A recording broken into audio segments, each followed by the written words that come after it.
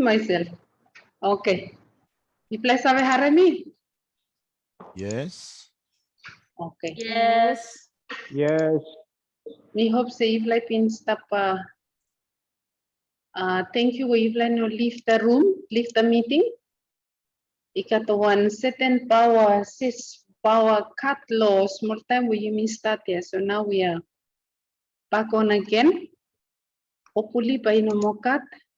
It's just that everybody is trying to complete their assessment and they're plugging in all their stuff. So as usual, all of a sudden, by stakatul power chamia. Okay, Mr. Tremlo, get back to where we were. This one, right?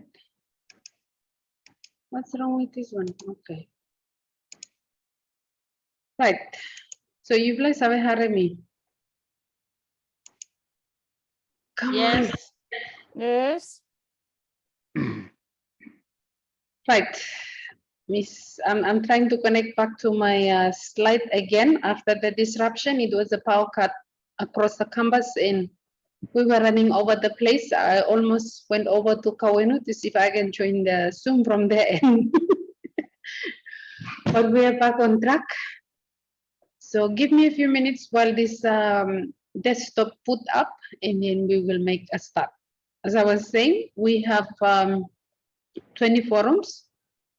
You should already, I think about 5, almost 10 people have completed all the 20 forums as of this morning, monitoring in Moodle.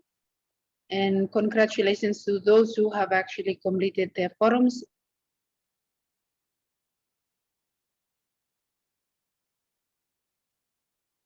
Those of you who have not completed your forums, please do not ignore it. You have until end of next week, end of week 16 to, you have until 6 next week to submit your, oh my goodness.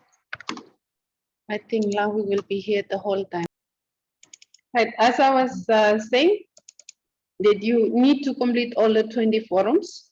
Thanks to those who have already completed, we only need for you to complete your assignment for next week. Otherwise, you have successfully almost complete the course.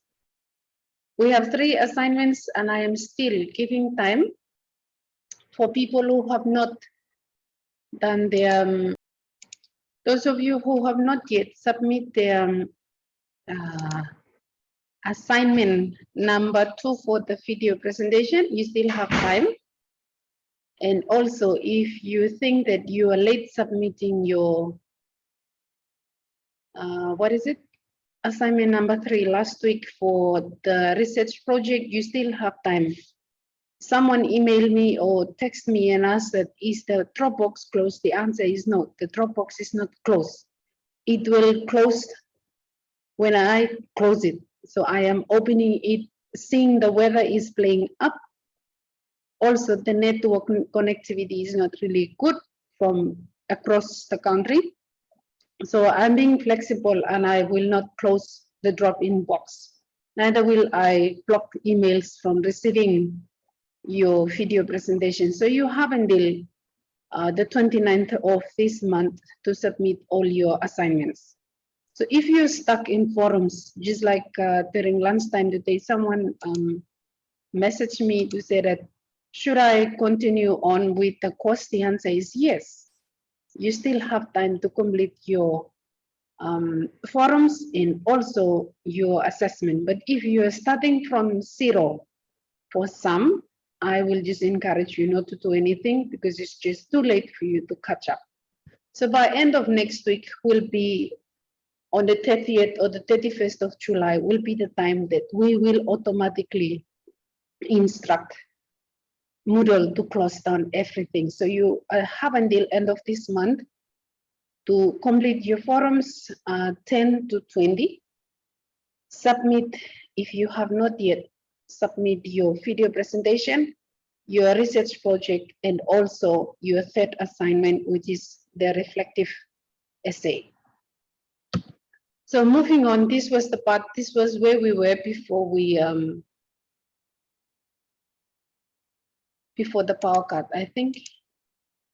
So your assignment number 3, research project, is already due last week, but you still have time. I'm still allowing you to drop them via Dropbox. As I check on lunchtime today, it is only about 21 out of 101 who have actually submitted. So about 80 are yet to submit their assessment.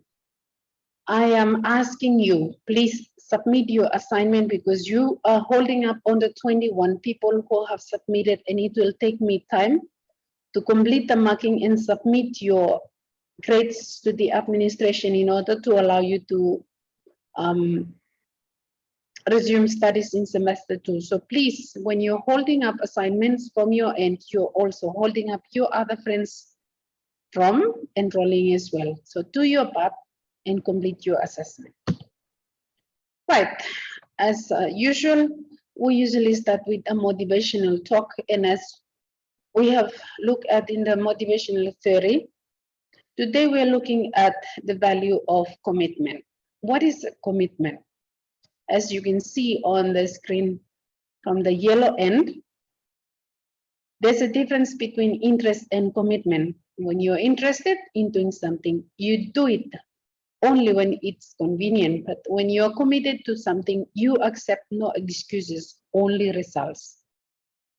And I'd like to invite every one of us to read the part in the middle and to the other side. If you can see the screen, can you read with me? Commitment is pushing together. Let's read together. Commitment is pushing Pushing yourself yourself when no one else else is around. is around. And on the other side, Motivation Motivation is what gets you started. Commitment is what keeps you going. Thank you. I hope this will sink in, that commitment is a value that if we can do it, we commit to our marriage, we commit to our children, we commit to our work, we should also commit to our studies as well. No one forced you to put the signature in your enrollment form. So once we put our commitment, we put our signatures in the stuff. For example, we get the loan from the bank. We are committed to repay the bank how much we owe the bank. Likewise, when we put our signature down into studies or our courses, it means we have to commit ourselves to complete it no matter what. We don't need to do excuses, because excuses are showing our laziness. We only want results. And we don't need other people. When no one else is around, we need to push ourselves. So you're almost at the finishing line. I would like to encourage you that the motivation that you should have should be an intrinsic one, coming from within yourself, a desire to complete this course, but mostly because you are committed and you want to complete it. That is our value for this week about commitment. And I hope you think about it carefully, that despite we're in July, there's lots of things coming around, events around us are happening. But think about the commitment that you have done to yourself, and that we have gone through this study journey together, and we're about to finish. Right, moving on, the screen is switching again. I would just like to elaborate again on your final assignment. Assignment 1, part 2 is an individual one, reflective essay. The aim of this assessment is to enable the students to develop statements of their beliefs about teaching to use as a guide throughout their teaching career. The title of your essay would be Reflective Essay on the Philosophy of Teaching and Learning. In this regards, you are not talking about, or you're not going to research on any topic, but what you're going to do is you look at the topics, major topic 1, 2, 3, 4, and 5, and you think about your own beliefs. What are the beliefs that you hold, your philosophy about teaching and learning? In all your 20+ years of teaching, what was the values that you hold dear to you, and in this course you have learned from it. So that is what this whole essay is about. So it's due next week. It's worth 55 marks and it holds 30%. So the 10% you have already won, you only need the 20%. The length of your essay is only 1,000 words. So your specifics for this task is you reflect on the theories of teaching and learning and explain how your understanding of these theories informs you about the philosophy of teaching and learning. You explain your motivation, why did you become a teacher? And justify how the new trends in the teaching profession is preparing you to meet the current demands of teaching in the classroom. You and I, we've been through the teaching way back that focused around behaviorism. Today, we're looking at constructivism, student-centered approaches. Are we really actually teaching to make sure that it becomes student-centered, or we are still teaching as we were taught before? Let us see, outline at least 2 projected teaching goals. List at least 2 teaching goals that you aim that these are most important, the methods, the strategies you believe are most appropriate and relevant in your teaching career, and explain why you chose them. And D, discuss your personal goals that you have set for yourself as a teacher and explain why you choose these goals. As a practicing teacher, would you see yourself? Are you going to be someone who's just repeatedly going into the classroom in and out, or you're going to be a reflective practitioner and you have learned something out of this course that you know it will help you change your mindset about what teaching is all about? So I believe you have all the information that you have with you, and this time it's your own writing. What have you learned from all the notes that we have gone through together? And do not forget that you can use other people's ideas. Just make sure that you cite them properly using the ABA referencing style. And it is only 1,000 words. This is due Friday, the 29th, or you can submit earlier. That is totally okay. So for this session, this afternoon, we're just looking at, it's a summary of the whole course, just so you can reflect when you are doing your assessment. We're going to just briefly look at all the sessions and these learning outcomes here. I just made them up especially for this session. So by the end of this session, you students should be able to explain all the 5 major topics and their respective subtopics in relation to teaching and learning. You should be able to use the teaching and learning theories effectively in the classroom practices, show appreciations of concepts and theories taught in this course, participate and share effectively with peers the concepts and theories taught in this course. When you have opportunities for school-based workshops and there are others who are not part of our learning together, feel free to share what you learn to them as well. In that way, you become learning to know, learning to be, learning to live together. So we share with others so we're in the same page in our journey of teaching and learning. So we start off with major topic 1, which is teaching and learning process. If in any time you cannot see the screen or you cannot hear my voice, just indicate either by sending me a message or you can interrupt me anytime. So is everyone seeing the screen? Yes. Yes. Okay. Yes. Yes. Right. So let's begin. Excuse me. Let's look at major topic 1. Our major topic 1 that we saw in like 15 weeks ago in April. Major topic 1 is about teaching and learning processes. So what was the main focus of the topic? It is a combined process where a teacher assesses understanding needs, establish particular learning objectives, you formulate your teaching and memorizing strategies, and you enforce the plan of work and assess the outcomes of the instruction. In it, we had 4 major subtopics. We have educational psychology. Educational psychology is the study of how people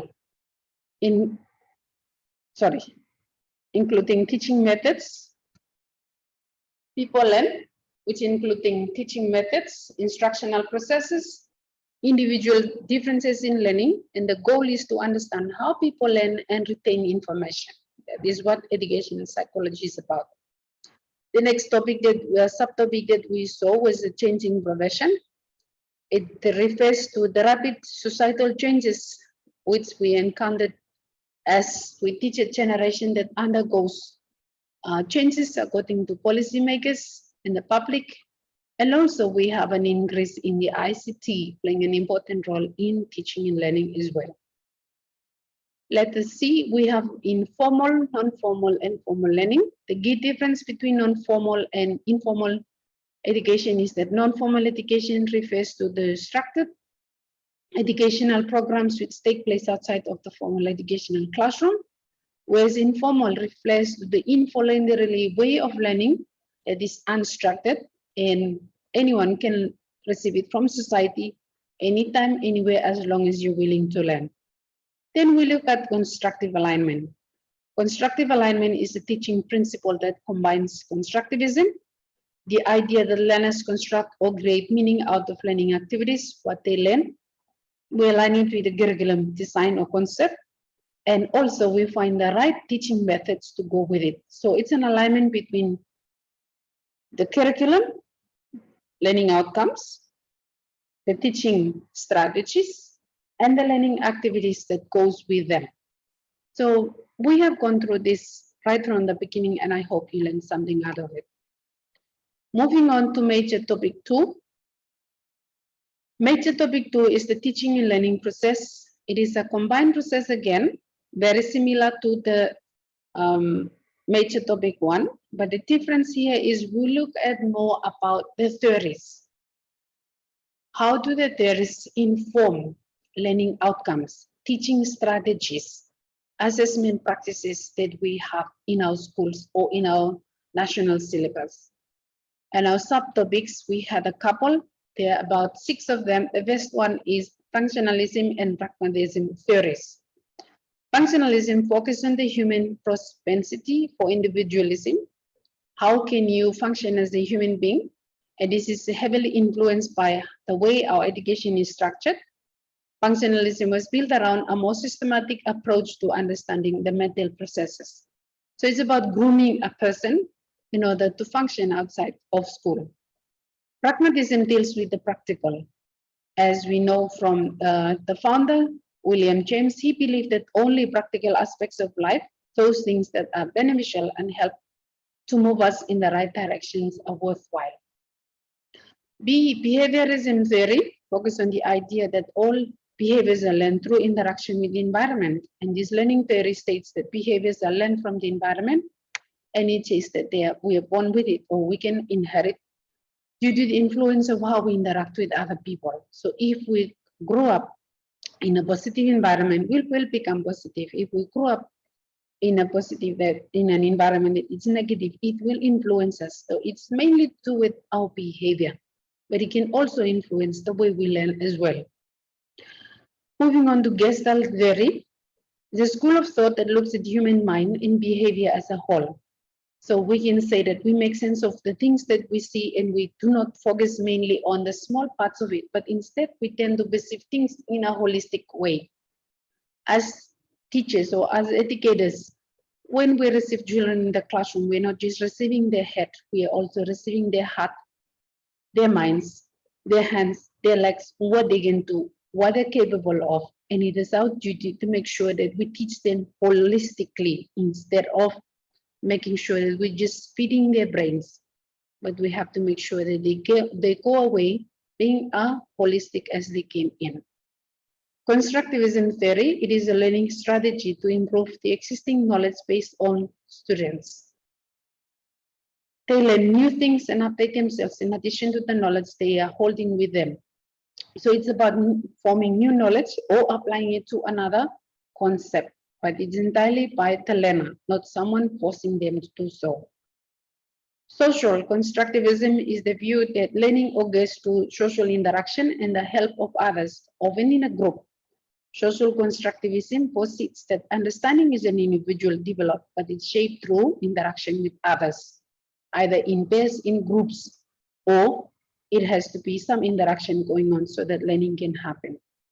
Social learning cultural theory, it's very similar to social constructivism, but it's based on the cultures of a particular place that help to shape both our hands and our minds, our cognitive aspects that function based on our interaction with those around. So it's more to do with our beliefs and our cultures. And that is what major topic 2 is about. We can question ourselves that do we have this going on in our classrooms or going on in our society? The answer is yes. We just don't know their names, or we cannot pinpoint that, yes, this is exactly what functionalism or pragmatism Gestalt theory is about. Most times it's a combination of all the theories going in line together. Major topic 3, we look at cognitive processes. The topic focuses on any mental functions assumed to be involved in how we acquisition, we store, we interpret, we manipulate, or we transform the use of knowledge of the things that we see or we have in our mind. These processes encompasses such activities as attention, perception, learning, and problem solving, and are commonly understood through several basic theories, including the series processing approach. So in cognitive processes, we look at cognitive theory, informational processing theories, and attention. Cognitive theory, as the name suggests, it defines the way people behave as a product of the information they gather externally and the way they interpret that information internally. Information processing theory is an approach to cognitive development studies that aims to explain how information is encoded into the memory. It is based on the idea that humans do not merely respond to stimuli from the environment. Instead, humans process the information they receive. So even if you hear a noise, you cannot see it from the environment, you can make connection because you have a memory that is different from other creatures. And attention, it is the link between perception and the memory. The amount of attention devoted to an event at a time, in your case, it's called an encoding. The good predictor of the likelihood it will be consciously remembered later, it's called retrieval. Moving on to major topic 4, thinking and motivational theories. The theory of motivation based on the idea of needs or self-determination theory. The theory proposed that understanding motivation requires taking into 3 accounts the basic human needs. Autonomy, the need to feel free of external constraints on behavior. Competence, the need to feel capable or skilled. And number 3, relatedness, the need to feel connected or involved with others. So these are the 3 elements that drive the human basic needs of why we need to motivate ourselves. Under thinking and motivational theory, we have 4 subtopics. The first one is metacognition. Metacognition is thinking about thinking. It is an increasingly useful mechanism to enhance student learning, both for immediate outcomes and for helping students to understand their own learning processes. So metacognition is a broad concept that refers to the knowledge and thought processes regarding one's own learning. Metacognition is a teachable skill central to other skill sets as problem solving, decision making, and critical thinking. And reflective thinking as a component of metacognition. So it is the ability to reflect critically on learning experiences and processes in order to inform future progress. So if it is a teachable skill, we as teachers, no matter what level we're teaching, we should make sure that it is happening. Critical thinking, it is the basic expression of thinking when people are analyzing, they're evaluating, interpreting, or synthesizing information and applying creative thought to form an argument, to solve a problem, or reach a conclusion. Creative thinking involves students, or even ourselves, learning to generate and apply new ideas in specific contexts, seeing existing situations in a new way, identifying alternative explanations, and seeing or making new links that generate a positive outcome. And the last one, problem solving. is the ability of students to make choices, interpret, formulate, model, investigate problem situations, select and use technological functions, and communicate solutions effectively. I would like to encourage you to make sure that you're using these skills not only for yourself, but also among your teaching as well. Once in a while, every week, try to at least incorporate them into your subject area. They work across all subject areas in primary schools. It is up to us to identify the strands within a subject area, substrands, and learning outcomes that we can actually bring alive metacognition, critical thinking, creative thinking, or problem-solving skill. Just doing it with maths alone, it's not enough. Problem solving is applied across all subject areas, so in real life as well. We are applying problem solving in all the situations around us. And the last one is the major topic 5, reflective practitioner. And this is something that we as experienced teachers should be very good at it, or really good at it. A reflective practitioner builds and examines knowledge about learners, the culture, and the curricula of schooling, the context in which teaching and learning occur. Such a practice assists an educator to simultaneously renew, invigorate, and maximize the teaching process. And such renewal requires contemplation about number one, oneself and the effect on the teaching and learning process. By the end of this semester, how do you reflect on yourself as a teacher who is also a student as well? How do I reflect as your tutor? Have I done enough for my students? Have I given a fair mark for the students? Have I given the right explanation or the right feedback? That sort of thing, it's what this number one is about. One's self and the effect on the teaching and learning process. Was my explanation simple enough? Was it helpful? Number 2, one's previously acquired knowledge, skills, and disposition. By end of next week, excuse me, you have acquired a vast amount of knowledge and skills in disposition. How are you going to use them? Is it going to ensure that your teaching changes in half of the rest of this term and the last part of the year? Will it continue on? Will you continue on to use it? Number 3, one's current learners and educational setting. Are the students in your care going to benefit from the course that you've just enrolled in due to your acquired knowledge and skills? And number 4, one's vision for accountability and development of every learner's potential. When you have 35 students in your class, that requires 35 ways of looking at them.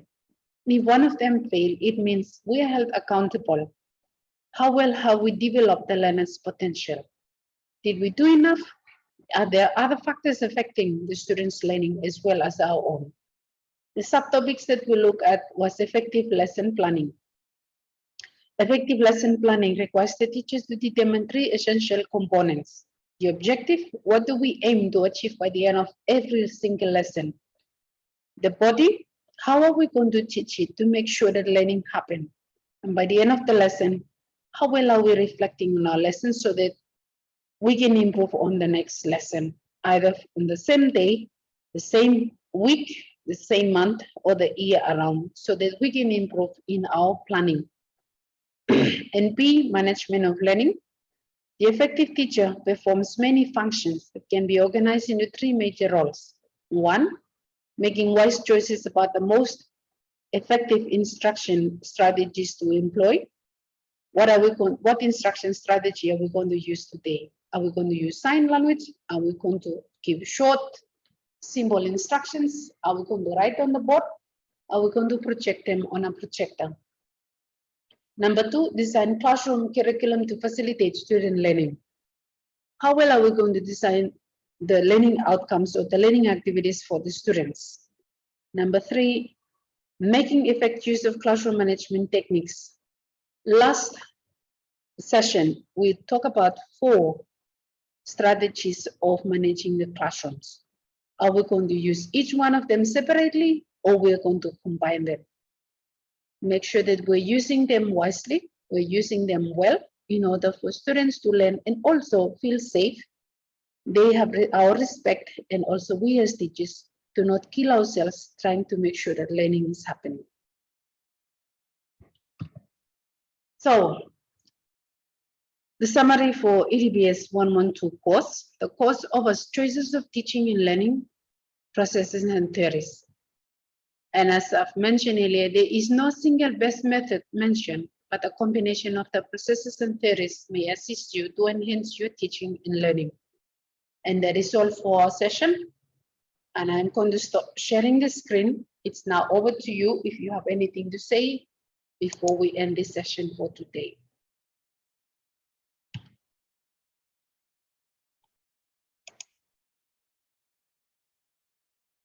You can unmute yourself if you have anything else to say. Otherwise, that is all we have for today.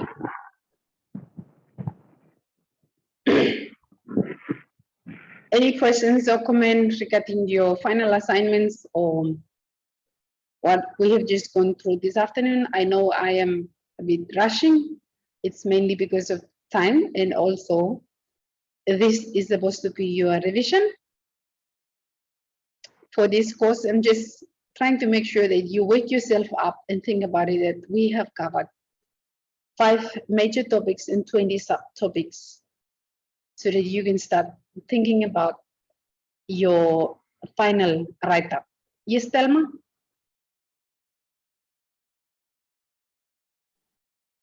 Thank you, Mrs. Morris, for the presentation. We want you to elaborate more on the assignment.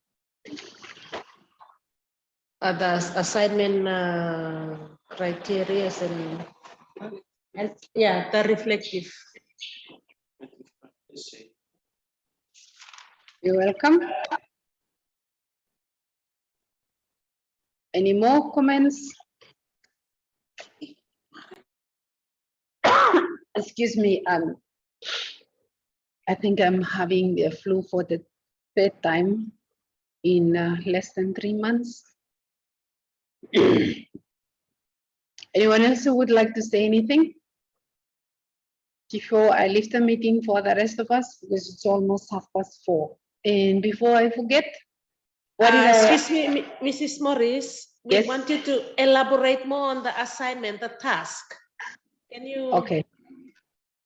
Right, the task, if I can either go back or I'm just going to say, if you have your notes with you, you can go back to slide number 3, I think. The 3rd or the 4th slide. Is it slide number 2 or 3? Slide number 3.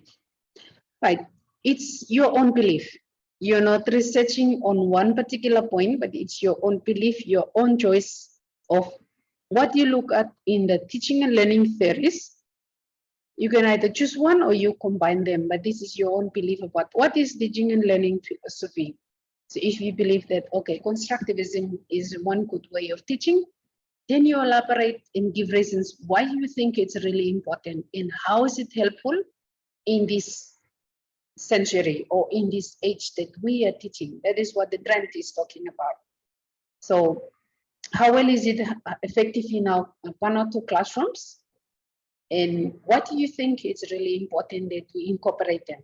So when you talk about constructivism, it's like a big basket, but inside the basket, there's the teaching approaches that comes with them.